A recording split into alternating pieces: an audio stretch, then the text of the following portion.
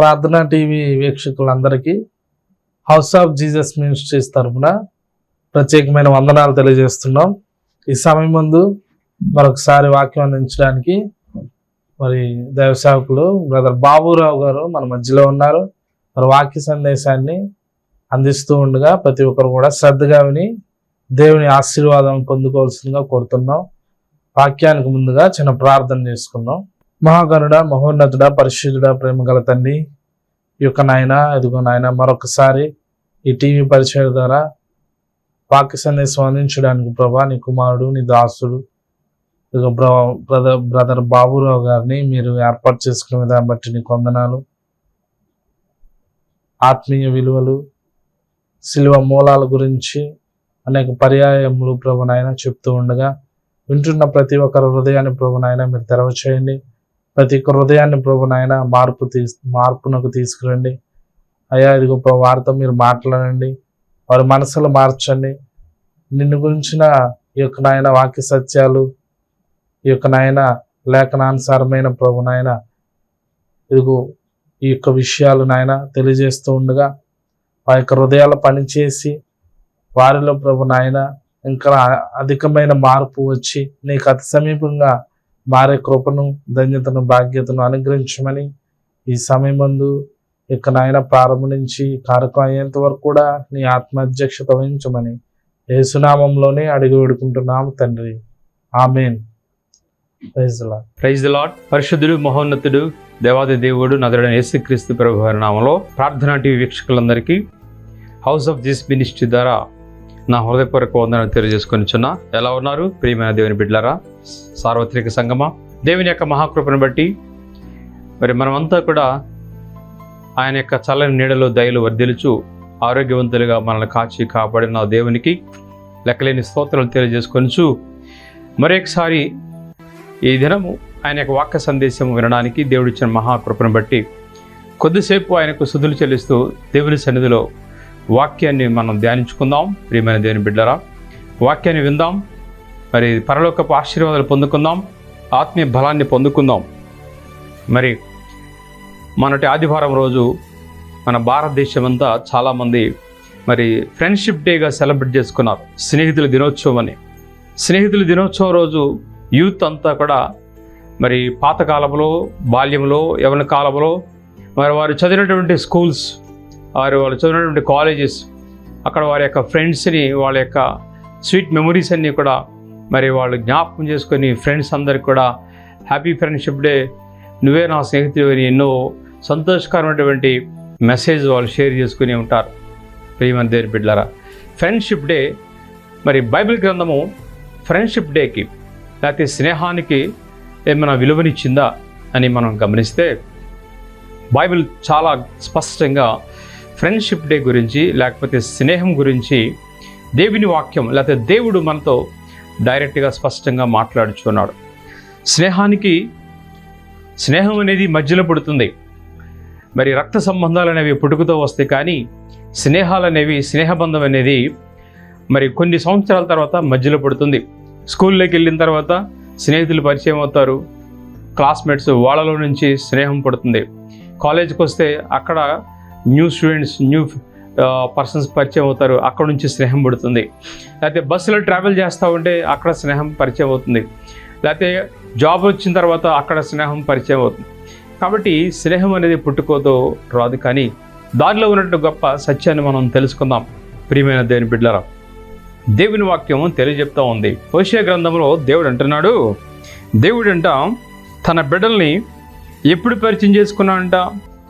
దేవుడు యెహోవా దేవుడు తన బిడ్డల్ని ఏ సందర్భంలో పరిచయం చేసుకున్నాడంట అనేది మనం ఆలోచిస్తే హోషేయ గ్రంథము 13వ అధ్యాయము 5వ వచనంలో దేవుడు అంటున్నాడు, మహా ఎండకు కాలిన అరణ్యములో నిన్ను స్నేహించువాడను నేనే. మహా ఎండకు, చాలా భయంకరమైన ఎండ, మామూలు ఎండ కాదు. మహా ఎండకు కాలిన అరణ్యములో, ఎండకు, వేడికి, హై టెంపరేచర్, హై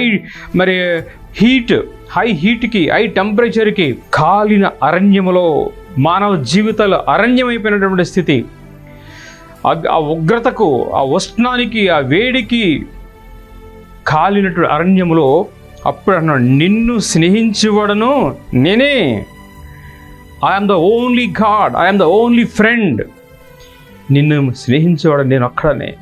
కాలిపోయి అరణ్యముగా మాడిపోయి బూడిదైపోయి ఫలించలేని చిగురించలేని స్థితిలో ఉన్నప్పుడు మా ఎండకు కాలిన అరణ్యములో నీతో స్నేహం చేసేవాళ్ళు ఎవరు లేరు, విడిచిపెట్టేశారు.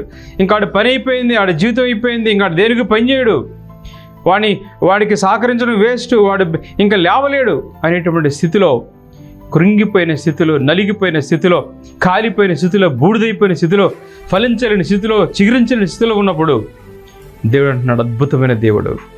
ఈ లోకంలో స్నేహితుడు ఎవరు నిజమైన స్నేహితుడు, ఎవరు మనకి నిజమైనటువంటి స్నేహం, నిజమైన పరిస్థితిలో చాలా అవసరమైనటువంటి దిగ్భ్రాంతికి, భయంకరమైన దుష్టత్వంలో కూరుకుపోయినటువంటి పరిస్థితిలో, నశించిపోయినటువంటి పరిస్థితిలో, ప్రమాదకరమైన పరిస్థితిలో ఉన్నప్పుడు I am your true friend, నీతో స్నేహం చేయడానికి వచ్చినవాడు నేనే అని చెప్పినటువంటి ఆ మహానుభావుడు, ఆ దేవుడు, యెహోవా దేవుడు, సైన్యములకు అధిపతియైన తండ్రి, నిత్యుడగు తండ్రి, నాజరుడైన యేసుక్రీస్తు ప్రభువారి ఈ కాలంలో మనకు ఆయన అంటున్నాడు, మహా ఎండకు కాలిన అరణ్యములో నిన్ను స్నేహించేవాడను నేనే. ఈ లోకంలో ఎవరు నీతో స్నేహించడానికి ఇష్టపడకపోవచ్చు. నీకున్న వ్యాధిని బట్టి, నీకున్న శ్రమను బట్టి, నీకున్న యాటిట్యూడ్ని బట్టి, నీవు నలిగిపోయినటువంటి స్థితిని బట్టి, నీకున్నటువంటి దౌర్భాగ్యమైన స్థితిని బట్టి, నీకున్న పాప అలవాట్లను బట్టి, నీవు కాలిపోయిన స్థితిలో, నశించిపోయే స్థితిలో, ఫలించలేని స్థితిలో, చిగురించలేని స్థితిలో ఉన్నప్పుడు నీతో స్నేహం చేయడానికి ఎవరు రారు. వాడితో స్నేహం ఏంట్రా అనుకొని సమాజం అంతా విడిచిపోయి ఉండొచ్చు. కానీ యేసుక్రీస్తు ప్రభువారు చెప్తున్నారు, నజరేయుడైన యేసుక్రీస్తు ప్రభువారు చెప్తున్నారు, సైన్యములకు అధిపతి యెహోవా దేవుడు చెప్తున్నాడు, మహా ఎండకు కాలిన అరణ్యములో నీతో స్నేహించేవాడును నేనే, నేను తప్ప ఇంకెవరు లేరు. Praise the Lord. అద్భుతమైన దేవుడు, ఎంత గొప్ప దేవుడయ్యా. ప్రియమైన దేవుని బిడ్డలారా, ఫ్రెండ్ అంటే దానికి ఒక ఫుల్ ఫామ్ ఉంది. Friend, a fellow. స్క్రీన్ మీద కనపడుతుందట మనకి. ఫ్రెండ్ అంటే fellow ready in every need and deed. A fellow ready in every need and deed. ప్రతి అక్కరలోనూ, ప్రతి పనిలోనూ, ప్రతి అవసరతలోనూ నేను నీకు తోడుగా ఉన్నానని చెప్పగలిగిన వాడే నిజమైనటువంటి స్నేహితుడు. ఈ లోకంలో ప్రతి స్నేహితుడు ఏదో ఒక టైంలో మనం విడిచిపెట్టేస్తాడు. ఏదో ఒక అవసరతలో అన్ని అవసరతల్లో మనకు సహాయం చేయలేడు, అన్ని క్రియల్లో, అన్ని పనుల్లో మనకు సహాయం చేయలేడు. కానీ మనతో స్నేహం చేయడానికి, మహా ఎండకు కాలిపోయి అరణ్యం లాంటి బ్రతుకులో నువ్వు జీవిస్తున్నప్పుడు నీతో స్నేహం చేయడానికి నేనున్నానని చెప్పినటువంటి ఆ దేవుడు మాత్రం మనల్ని ఎన్నడూ విడిచిపెట్టడు, ఎన్నడూ కూడా తోసివేయడు, ఎన్నడూ కూడా దాటిపోడు, ఎన్నడూ కూడా మన చేయిని విడిచిపెట్టడు, ఎన్నడూ కూడా ఆయన చేయిని పట్టుకుంటానంటే ఆయన చేయిని వెనక్కి తీసుకోడు. ప్రియమైన దేవుని బిడ్డలారా, కాబట్టి ఈరోజు మనము ప్రపంచవ్యాప్తంగా లేకపోతే దేశవ్యాప్తంగా స్నేహితుల దినోత్సవం జరుపుకుంటున్నారు. కానీ నిజమైన స్నేహితుడు ఎవరు మనం జ్ఞాపకం చేసుకోవాలి. పరిశుద్ధ గ్రంథంలోని బైబిల్ తెలియజేస్తూ ఉంది. ప్రియమైన దేవుని బిడ్డలారా, మనమంట నిజమే ఈ లోకంలో కూడా స్నేహితుడు కలిగి ఉండాలి, నిజమైన స్నేహితులు కలిగి ఉండాలి. యేసుప్రభువు అన్నారు, యేసుప్రభువు యోహాను సువార్తలో తెలియజెప్పారు 15:15 మిమ్మల్ని దాసులని ఇంకా నేను పిలవను, మీరు పనివాళ్ళు కాదు, దాసులు కాదు. యోహాను సువార్త 15 ఒకసారి చూసుకుందామా. యేసుప్రభువు శిష్యులతో చెప్తున్నారు. అప్పటి వరకు శిష్యులు యేసుప్రభువుకి పనివాళ్ళు అనుకున్నారు, దాసులాగా ఫీల్ అయ్యారేమో. కానీ దేవుడు అంటున్నాడు ఈక్వల్ స్టేటస్. ఫ్రెండ్షిప్ అంటే ఈక్వల్ స్టేటస్. 15 నేను మీకు ఆజ్ఞాపించే వాటిని చేసినలా మీరు నా స్నేహితుల యిందురు, నేను మీకు ఆజ్ఞాపించే వాటిని చేసినలా మీరు నా స్నేహితుల యిందురు. దాసుడు తన యజమానుడు చేయుదారని ఎరుగడు గనుక ఇక మిమ్మును దాసులని పిలువక స్నేహితులని పిలుచుచున్నాను. దేవుని స్తోత్రం కలుగును గాక. ప్రియమైన దేవుని బిడ్డలారా, మనము దేవునికి స్నేహితులం. యేసు క్రీస్తు ప్రభు అయినటువంటి నిజమైన స్నేహితుడికి మనం నిజమైన స్నేహితులుగా ఉండాలని దేవుడు కోరుకుంటున్నాడు. మనమంట దాసులము కాదు, పనివారము కాదు, సేవకులము కాదు, స్నేహితులం. అంటే ఈక్వల్ స్టేటస్ ఇచ్చేసాడు దేవుడు. నా సింహాసనం పక్కన మీరు కూడా కూర్చోబోతారు, నా పరలోకంలో నేను భుజించే ఆహారం మీరు కూడా తినబోతారు, నేను తినేటువంటి మన్నాని మీరు కూడా తినబోతున్నారు, గొప్ప ఉన్నతమైన నిత్యత్వంలోనికి, నేనుండేటువంటి ప్రదేశంలోనికి మీరు కూడా రాబోతున్నారు. నేనుండేటువంటి స్థలంలో మీకు కూడా స్థలాన్ని సిద్ధం చేస్తున్నాను. నేనుండేటువంటి ప్రశాంతమైనటువంటి నిత్యత్వంలో మీరు కూడా యుగయుగాలు జీవించేటువంటి గొప్ప భాగ్యాన్ని ఇవ్వబోతున్నా. ఎంత గొప్ప స్నేహితుడండి! ఈ లోకంలో ఎవరున్నారు అలాంటి స్నేహితుడు? ఎవరైనా ఉన్నారా, ఎచటైనా ఉన్నారా ఇలాంటి స్నేహితుడు? ఎవరైనా ఉన్నారా, ఎచటైనా ఉన్నారా ఇలాంటి స్నేహితుడు? అలాంటి స్నేహితుడు నజరేయుడైన యేసుక్రీస్తు ప్రభువు లాంటి స్నేహితుడు ఈ లోకంలో ఎవ్వరూ లేరండి. ప్రియమైన దేవుని బిడ్డలారా, నీవు ఈరోజు దేవుని వాక్యం వినిచిన నీవు నీ స్నేహితులు నిన్ను అవమానపరిచారా? నీ స్నేహితులు నిన్ను మోసం చేశారా? చేసి ఉండొచ్చు. నీ స్నేహితులు నిన్ను గాయపరిచి ఉండొచ్చు. నీ స్నేహితులు నిన్ను అవమానపరిచి ఉండొచ్చు. నీ స్నేహితులు నిన్ను అర్ధాంతరంగా వెళ్ళిపోయాడా? అలా జరిగి ఉండొచ్చు. నీ స్నేహితుడు నిన్ను నమ్మి మోసం చేసి ఉండొచ్చు. కానీ మోసము చేయనటువంటి ఒకే ఒక స్నేహితుడు, అవమానం పరచినటువంటి ఒకే ఒక స్నేహితుడు, నమ్మి నీకు సమస్తము అనుగ్రహించడానికి సిద్ధపడిన ఒకే ఒక స్నేహితుడు, నీకోసం తన ప్రాణం అర్పించినటువంటి ఒకే ఒక స్నేహితుడు, నిజమైన స్నేహితుడు నజరేయుడైన యేసుక్రీస్తు ప్రభువారు. ఆయన స్నేహం నువ్వు చేయగలిగితే, ఆయనతో నీవు స్నేహించగలిగితే, ప్రతిరోజు ఆయన స్నేహాన్ని నీవు నమ్మకముగా నీవు అంగీకరించి ఆయనతో నడవగలిగితే, ఆయన మాట ప్రకారం నువ్వు, ఆయన యొక్క సలహా ప్రకారం నీకు జీవించగలిగితే, దేవుడు గొప్ప ఉన్నతమైన స్థితిని ఇవ్వడానికి ఆయన సిద్ధంగా ఉన్నాడు.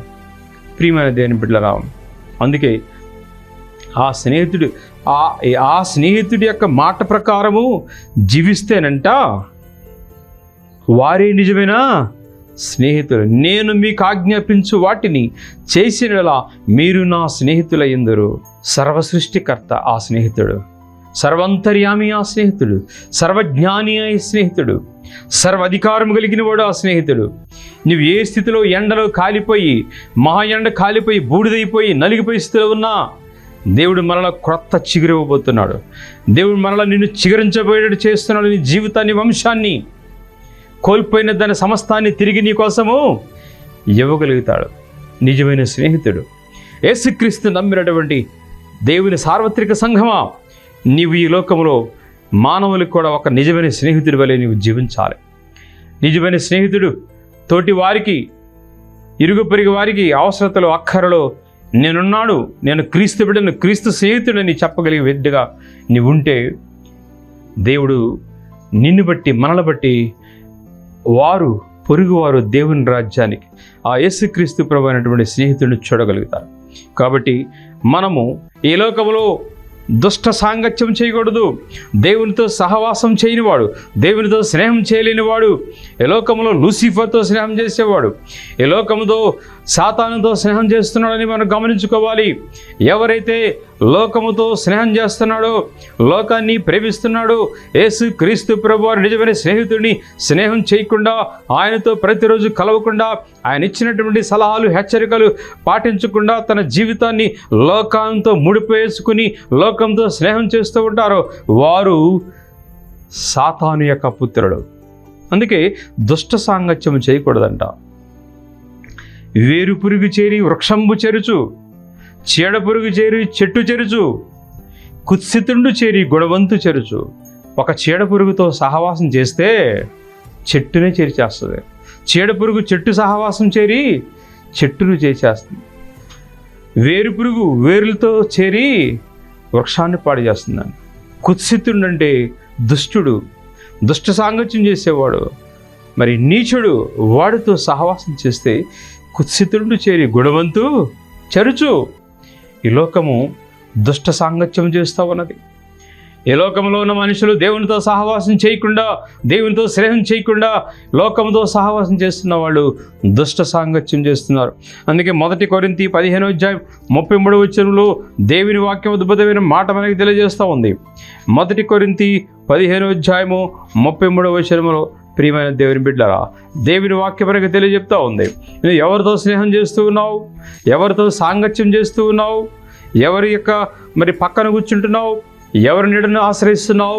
1 కొరింథీ 15:33 దుష్ట సాంగత్యము మంచి నడవడిని చెరుపును. దుష్ట సాంగత్యము, ఎవరితో స్నేహం చేస్తున్నావు, ఎవరితో బంధం కలుపుతున్నావు, ఈ లోకముతో చేస్తున్నావంటే దుష్ట సాంగత్యమే. లోకంలో ఉన్నది దుష్టుడే, లోకంలో ఉన్నది సాతాను, లోకంలో ఉన్నది లూసిఫర్. వాడితో సహవాసం చేస్తే దుష్ట సాంగత్యము చేయువాడట. దుష్ట సాంగత్యము చేయువాడు నడవడిని చెరుపును. కాబట్టి మన యొక్క మంచి నడవండి మన స్నేహితుడు యేసుక్రీస్తు ప్రభువారు తెలియజెప్తున్నారు. ఆయన స్నేహితుడిగా మనల్ని అంగీకరించడానికి, ఆయన మాట విని దాని ప్రకారం చేస్తేనే నాకు శిష్యులైందరు. అది మంచి నడవడి నేర్పిస్తుంది ఆయన మాట.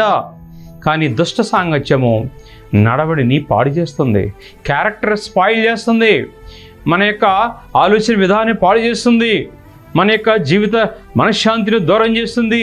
దుష్ట సాంగత్యం చేసేటువంటి బిడ్డల యొక్క ఆధ్యాత్మిక స్థితి కానీ, మానవ జీవిత విధానం కానీ, ఆలోచన విధానం కానీ, నడవడికి కానీ గమనించినప్పుడు వాళ్ళ నడకలో తేడా ఉంటుంది, వాళ్ళ యొక్క జీవిత విధానంలో తేడా ఉంటుంది. ఎందుకంటే దుష్ట సాంగత్యము. ప్రియమైన దేవుని బిడ్డలారా, మనము దుష్ట సాంగత్యము చేయకూడదు. కీర్తన 1 కీర్తనలో మనం చదువుతాం, దుష్టుల ఆలోచన చెప్పిన నడువక.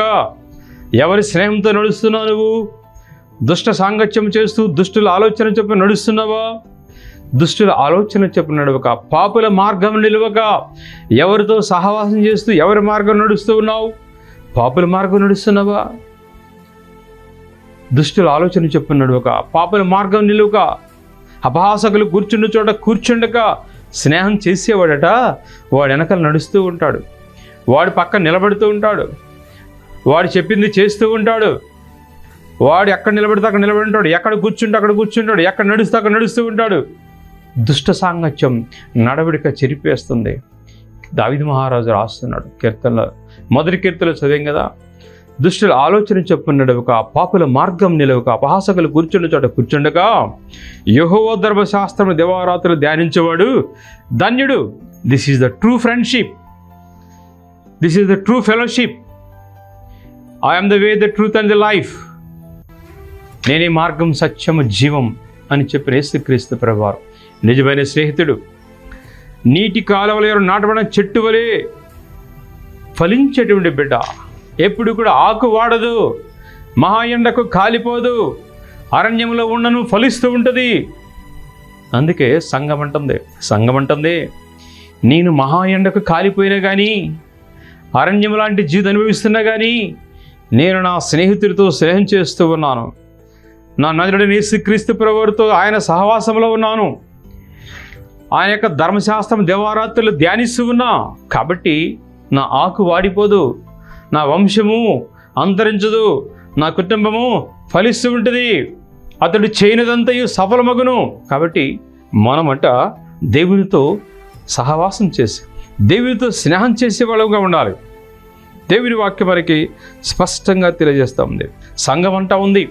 సంఘం ఏమంటుందంటే, ఈరోజు సార్వత్రిక సంఘము ఏమి చెప్పేటువంటి అనుభవంలోకి ఉండాలంటే, ఈరోజు ప్రార్థన సమూహము దేవుని యొక్క బిడలు ఎత్తబడే సంఘములో సార్వత్రిక సంఘముగా నీవు కొనియాడబడుతూ ఉంటే, పిలువబడుతూ ఉంటే, చేర్చబడి ఉంటే, మనం ఎలాంటి మాటలు చెప్పగలగాలంటే, మన స్నేహితుడు ఎవరు అని చెప్పగలగాలంటే, ఒకసారి పరమగీతము 5వ అధ్యాయము 16వ వచనములో ప్రియురాలు సంఘము చెప్పుచున్న మాట మనం ఒకసారి జ్ఞాపకం చేసుకుందాం.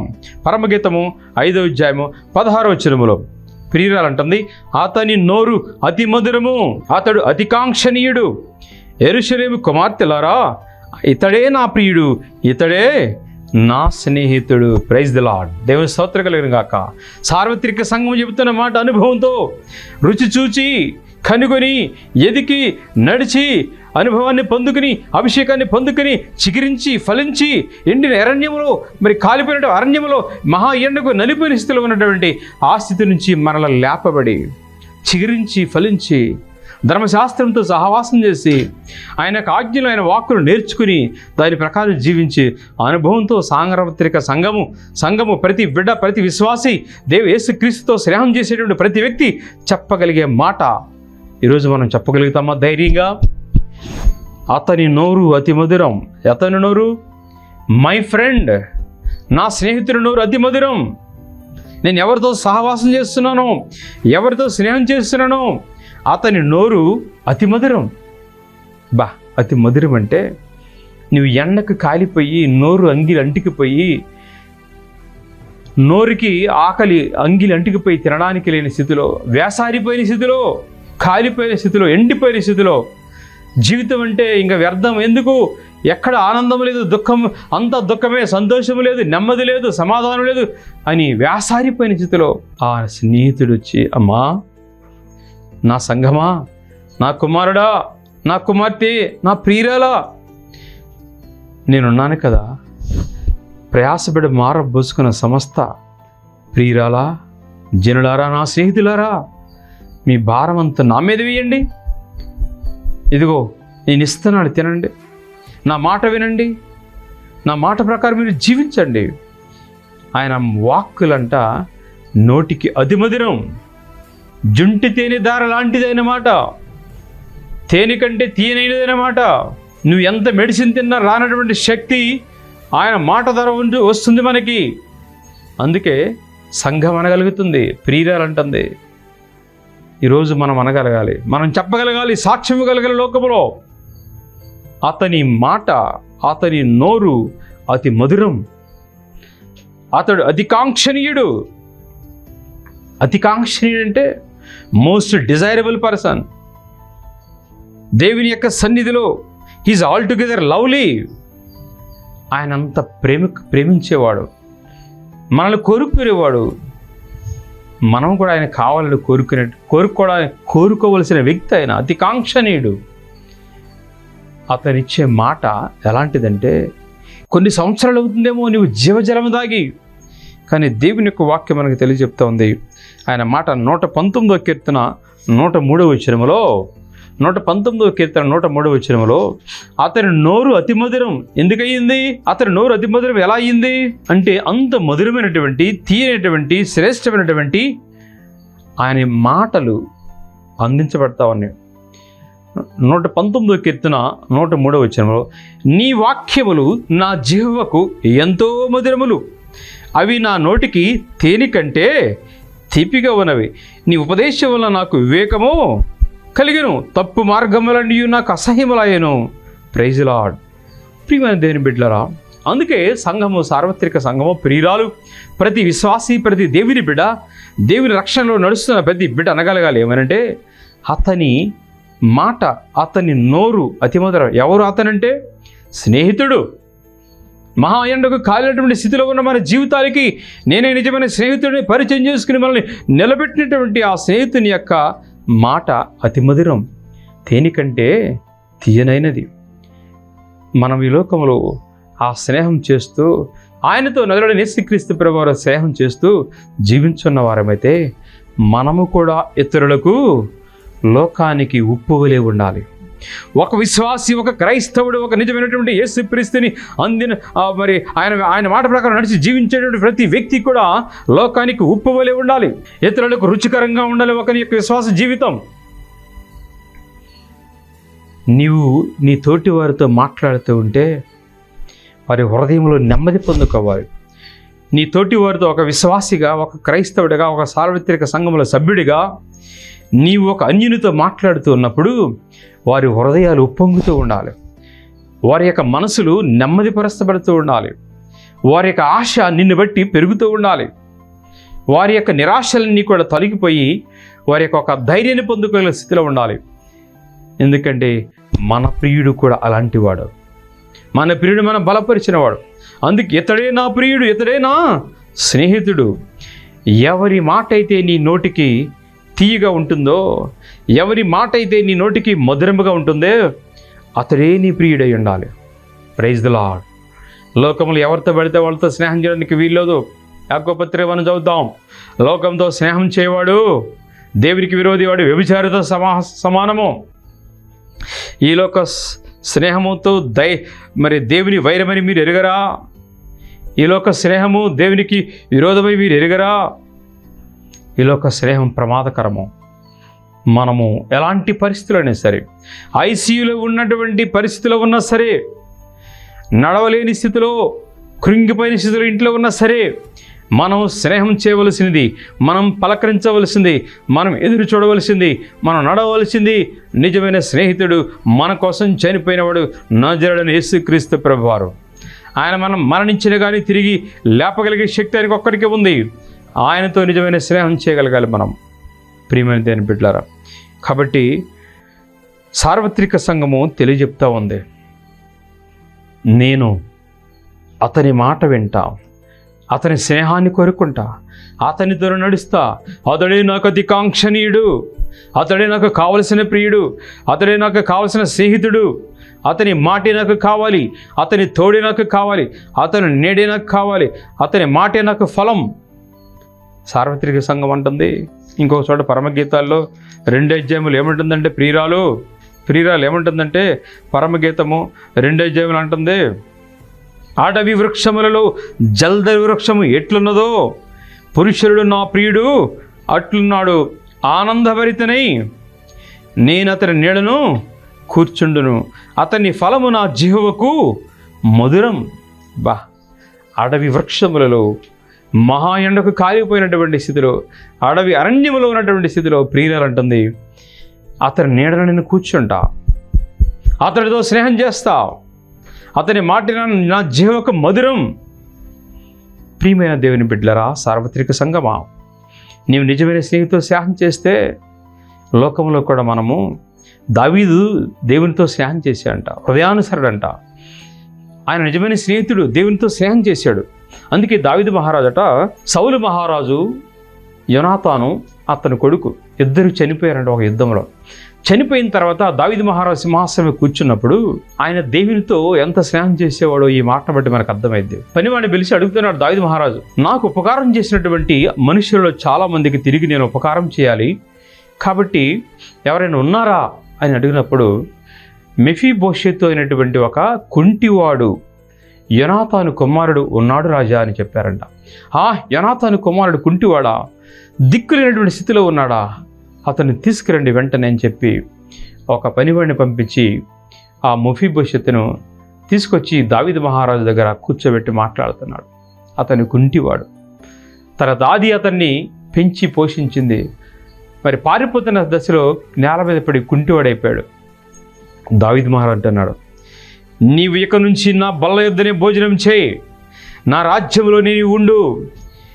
యోనాతాను నా స్నేహితుడు కాబట్టి నా స్నేహ బంధాన్ని బట్టి అతని కుమారుడు అయిన నీవు బ్రతికినంత కాలము నేను నిన్ను పోషిస్తా అని ఆజ్ఞాపించి ప్రేమతో పలికి ఆ పనివారిని పిలిచి అంటున్నాడు, సౌలు రాజ్యంలో అతనికి ఉన్నటువంటి ఆస్తి యావత్తు కూడా అర్హుడు ఈ మెఫీబోషెతు.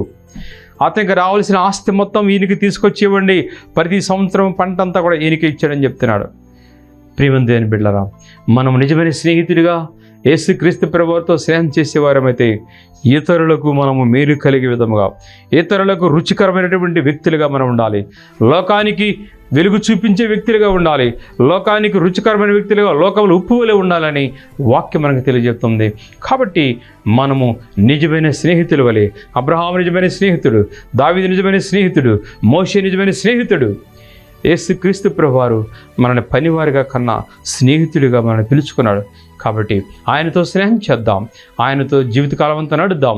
ఆయన ఇచ్చినటువంటి గొప్ప భాగ్యం, నా స్నేహితుడు నా పక్కన కూర్చోవాలి, నా పక్కన తినాలి అని చెప్పి మన కోసం ఏర్పాటు చేసినటువంటి ఆ పరలోకపు నిత్యత్వంలో, ఆ యొక్క పరలోకపు రాజ్యములో ఆయన బల్ల యొద్ద ఆయన సింహాసనం పక్కన కూర్చుందాం. దేవుడి కొద్ది మాట దీవించునుగాక. ఆమేన్. దయచేసి కళ్ళు మూసుకుందాం, అందరం ప్రార్థనలోకి భవిద్దాం. విన్న వాక్యాన్ని బట్టి అందరూ కూడా ప్రార్థనలోకి వెళ్దాం. మనం దేవునితో స్నేహం చేయాలని తీర్మానం చేసుకుందాం. పరిశుద్ధుల వందనాలు, స్తోత్రములు తండ్రి. ఈ యొక్క ప్రత్యేకమైన సమయంలో అయా నీ స్నేహం గురించి మాకు తెలియజెప్పే ప్రభా. మహా ఎండకు కాలిన అరణ్యములో అయా స్నేహించేవాడు నేనని చెప్పావు. ఇదిగో నేను సార్వత్రిక సంఘంలో నీతో స్నేహం చేసేవాడిని అయితే ప్రభా, నీ నోటి మాటలు నాకు అతి మధురములుగా ప్రభా, నీ మాటలు విన్నవాడు నాకు శిష్యులు చెప్పావు. కాబట్టి అయా నీ మాట విని ప్రభా దాని ప్రకారం జీవించేవాడుగా నిత్యరాజ్యంలో నిత్యస్థంలో నీవు నాకు ఒక ఉన్నతమైన స్థానం సిద్ధం చేసావు ప్రభా. ఎంత గొప్ప స్నేహితుడైన నేను అయా నా జీవితకాలం అంతా వెంబడించే భాగ్యం వాక్యం ఇచ్చిన బిడ్డలందరూ కూడా దయచేసి తోడుగా ఉండి దీవించి మహిమ పొందమని నజరేయుడైన యేసుక్రీస్తు నామమున ప్రార్థన చేసి అడిగి వేడుకొంచున్నాను తండ్రి. ఆమేన్. ఆమేన్. మన తండ్రి అయిన దేవుని ప్రేమ కుమారుడైన యేసుక్రీస్తు కృపయు పరిశుద్ధాత్మిక అన్యోన్య సహవాసం కూడిన మనందరికీ ఇప్పుడు ఎల్లప్పుడూ సదాకాలం ఆయన సేవితులుగా గొప్ప భాగ్యమని గ్రహించి దీవించి కాచి కాపాడనుగాక. Amen, amen, amen. God bless you all. అందరి పొందనారు.